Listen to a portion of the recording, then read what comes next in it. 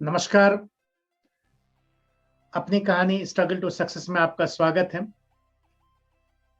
अगर अभी तक आपने सब्सक्राइब नहीं किया है, तो यार जल्दी से सब्सक्राइब कर लें और जैसा कि जानते हैं कि ये चैनल एक तरह का कोचिंग है, लाइव कोचिंग है, जो आप किसी के जीवन से आप खुद सीखते हैं और अपने आप को सफल बनाने का प्रयास करते हैं। इसी कड़ी में आज हमारे बीच स्वप्निल नेमाडे जी हैं, जो प्रोडक्ट मैनेजर हनोवर जर्मनी में हैं। तो स्वप्निल जी, स्वागत, नमस्कार। नमस्ते राजेश जी। मेरा नाम स्वप्निल नेमाड़े है। मैं महाराष्ट्र के अकोला डिस्ट्रिक्ट के एक छोटे से गांव से बिलोंग करता है। उसका नाम है अड़गांव बुजुर्ग। मैंने मेरा इनिशियल स्कूलिंग जो है वो अड़गांव से ही किया है। उसके बाद जो 5th to 10th स्टैंडर्ड मैंने एक टाउन है अंजनगांव सुरजी, वहाँ से पढ़ाई की। उसके बाद से मैं मेरे घर से बाहर रहा हूँ एजुकेशन के लिए। हमेशा मम्मी पापा से दूर रहा हूँ। फिर उसके बाद मैंने मेरा इंजीनियरिंग पुणे से किया था। 4 साल 2015 में मैं पास आउट हुआ कंप्यूटर इंजीनियर। एंड देन मैंने मुझे मिल कंपनी से ही खुद प्लेसमेंट मिल गया था जब मैं 4th ईयर में था। तब मैंने अगस्त 2015 में मेरी फर्स्ट जॉब शुरुआत की as a Java developer. Then उसके बाद कुछ सालों बाद मैंने वो कंपनी छोड़ के दूसरी कंपनी ज्वाइन की, इन्फोसिस लिमिटेड। एंड देन कुछ टाइम के बाद मुझे ऐसा लगा कि मुझे मेरा करियर थोड़ा सा और अच्छे से ग्रो करना चाहिए। इसीलिए मैंने डिसाइड किया कि मुझे एमबीए करना चाहिए। सो मैं साथ साथ में इंडिया में भी एमबीए की प्रिपरेशन कर रहा था। लेकिन आप लोगों को जैसे पता है इंडिया में जितना स्ट्रगल है, जितना कंपटीशन है, और along with full time job करना तो थोड़ा मुश्किल हो जाता है। तो जो कॉलेजेस मुझे चाहिए थे वो नहीं मिल पाए। फिर मेरे को एक दोस्त ने जर्मनी के बारे में बताया कि जर्मनी में पब्लिक यूनिवर्सिटीज होती है, उसमें एजुकेशन फ्री होता है। और उसने मुझे बताया कि वो मेरे से 1 साल पहले यहाँ आया था। सो उसने मुझे बताया कि जितना तुम्हें यहाँ इंडिया से एमबीए करने में खर्च लगेगा, उसी उससे कम खर्च में तुम्हारा एमबीए जर्मनी से हो सकता है। देन मैंने थोड़ा सा रिसर्च किया, पता किया कि क्या होता है, कैसे होता है। And then I decided to come here in a Bremen. हॉक्सुला ब्रेमन में मैंने मेरा एमबीए किया। और उसी के साथ देन 2019 अक्टूबर में मैं जर्मनी शिफ्ट हुआ। और उसके बाद नवंबर 2020 में मुझे इंटर्नशिप मिला हैनोवर में एक कंपनी के साथ, जहाँ वही मेरा कन्वर्ट हुआ फुल टाइम में अगस्त 2021 से। सो अभी मैं एज अ प्रोडक्ट मैनेजर काम कर रहा हूँ। बहुत बहुत बधाई हो Swapnil, as a product manager Hanover के लिए। धन्यवाद सर जी। स्वप्निल, आप के लाइफ में कभी ना कभी स्ट्रगल तो रहा ही होगा, है ना? हर के लाइफ में आता है। कभी एक ऐसा समय आया जिसमें आपको लगा कि बहुत आप सो नहीं पा रहे हैं, डिप्रेशन है, या फिर इवन बहुत एक एक्सट्रीम भी आत्महत्या है, कुछ इस तरह की घटनाएं का आता है? कभी इस तरह की कोई एक्सट्रीम घटनाएं घटी आपके जीवन में? अगर हाँ, तो कैसे आपने उसको ओवरकम किया? सर इतना एक्सट्रीम तो नहीं हुआ डिप्रेशन या कहीं पे, बट स्ट्रगल तो था। क्योंकि आज छोटे गांव से आने वाला लड़का, उसे अगर कहीं पे अपना पैर जमाना है तो उसको स्ट्रगल तो करना पड़ता है। इनिशियल स्ट्रगल था इंग्लिश स्पीकिंग से ही, कि इंग्लिश कैसे संभाल पाए। अगर आप एमएनसी में जॉब करते हो तो you need to speak English.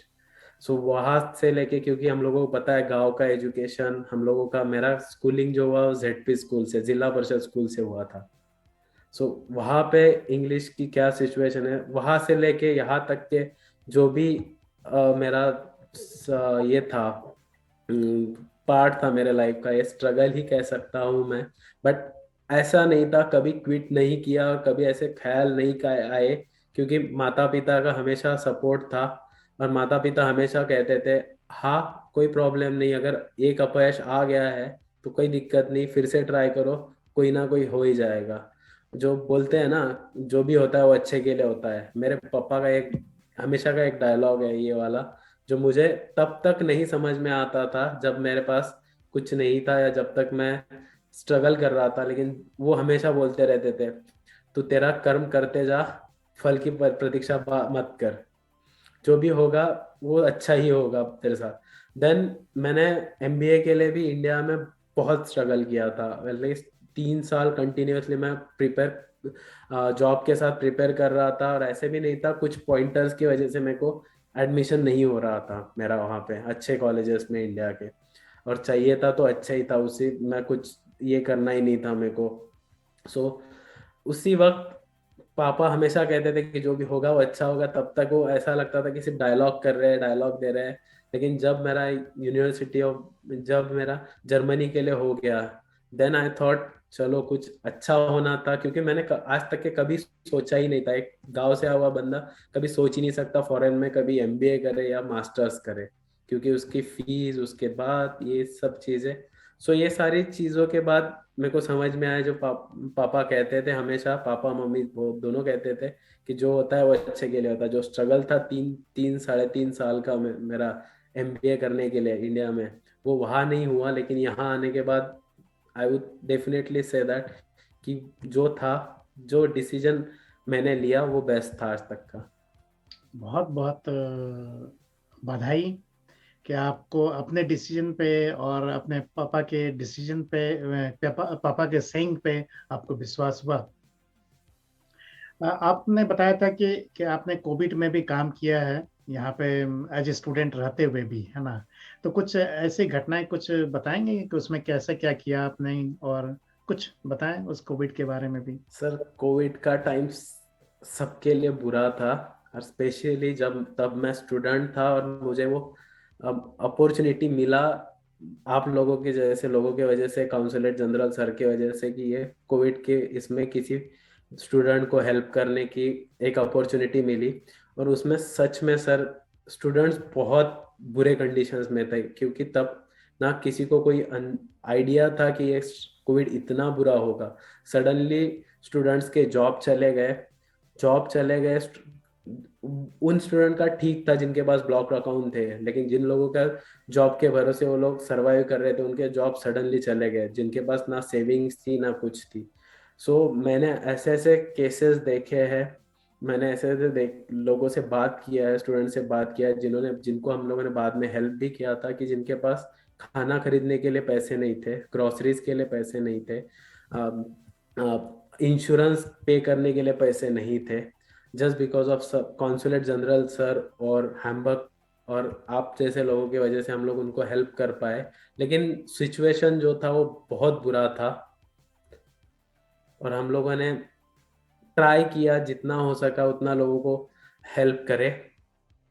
कोई ऐसी घटनाएं जो आपके दिल को छुआ हो कि शायद फिर दोबारा आपके जीवन में वो घटना ना हो, ऐसी कोई कहानी? सर कहानियां तो बहुत थी उस वक्त, लेकिन आई पर्सनली नो कि जब लोग हम लोग उस बंदे का अगर हमारे पास रिक्वेस्ट आता था, तो जब हम लोग उसका बैंक वेरिफिकेशन है, उसका कंडीशंस चेक करते थे, तो देन आई फाउंड कि एक बंदा था, मैं उसका नाम नहीं ले सकता यहाँ पे, लेकिन एक बंदा था जिसके अकाउंट में लिटरली 3 पॉइंट समथिंग यूरोस थे, और उसका उसके पास ना जॉब था। उसकी फैमिली उसको इंडिया से पैसे भेज नहीं सकती थी, क्योंकि वो भी गरीब परिवार से था जो खुद के बल पे यहाँ पे आया था। अगर उसके मम्मी पापा को अगर वो बताता कि मेरे पास पैसे नहीं है, तो वो भी भेजने के इसमें नहीं थे।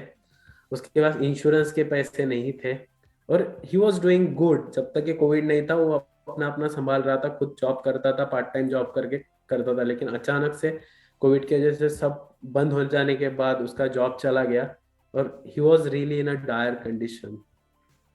सो मुझे सच में अच्छा लगा जब हम लोगों ने उसको हेल्प किया। सो ऐसे बहुत सारे लोग थे, और स्पेसिफिकली सर स्टूडेंट्स के लिए जो हेल्प हुआ है वो बहुत, मतलब मैंने खुद, मैं एज अ स्टूडेंट था तब, मुझे पता है अगर तुम्हारे पास ब्लॉक्ड अकाउंट नहीं है, अगर तुम ऐसे कंडीशन में हो, एक दूसरे देश में ऐसे कंडीशन में हो, तो क्या बीतती है।